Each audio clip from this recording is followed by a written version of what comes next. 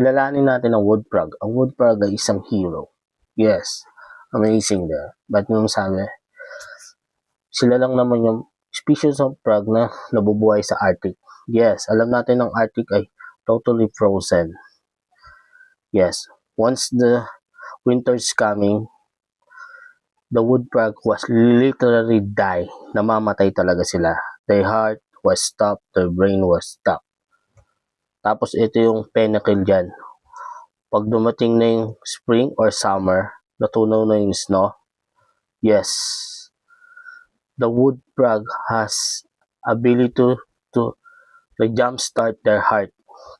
Yes, nabubuhay nila yung puso nila, yung brain nila, na parang walang nangyari, di ba? Mother Nature is unfair. You know what? I want the power of wood frog. How about you?